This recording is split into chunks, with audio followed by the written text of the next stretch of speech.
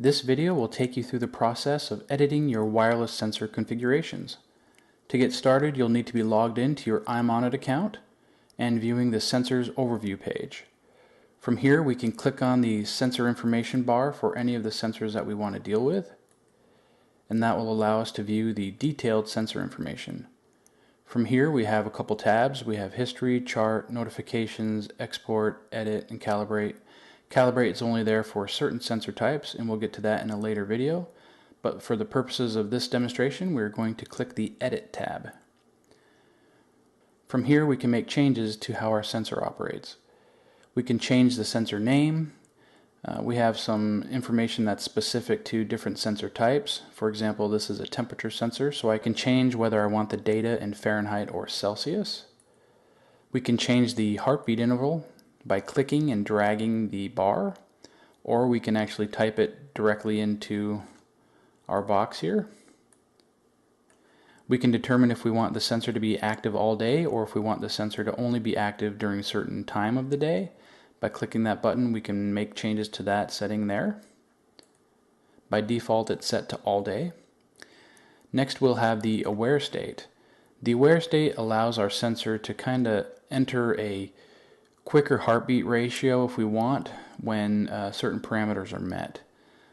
If you ever have a question about any of the different features here as well, you can mouse over the question marks by them and it'll give you a brief explanation of it.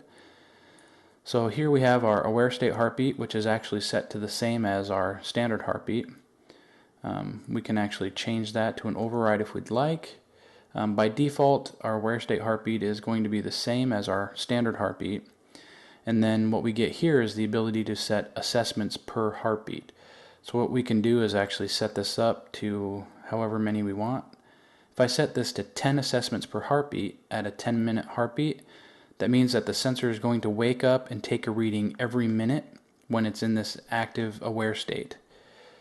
And if that sensor still detects information between this aware state parameter, it will transmit the sensor data to the online system. So here I can set it to assess every minute, and then I can say the parameters for this are if this sensor reaches a state of between, say, 85 and 105. I want to know if it's underneath 85 or above 105. So this is my safe zone. Anything outside of that is the aware state. Now we can also set our aware state buffer. This is the amount of change that'll need to happen in order for our sensor to reset back to normal operation. We can click and drag here, or like I said earlier, click and type in the box. Next, we can decide if we want our sensor to synchronize with other sensors. By turning these on, we can actually synchronize all of our sensors on the account so that they all come in at the same time. Depending on the application that you're using your sensors for, you may want to have all your sensor data coming in at or close to the same exact time. We can turn that on by clicking that button. Our failed transmissions before link mode. This says that if our sensor misses 2 heartbeats, then it'll actually go back into link mode, which is where it tries to find a new gateway. At this point, when we're done making changes here, we can go ahead and click on the Save button.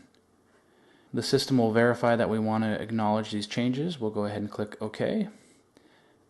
At this point, we can see that we've made modifications to our sensor, and we'll see that the sensor information that we've changed will be pushed to the sensor when it next checks in. To view more video support files, go to www.monnit.com/support.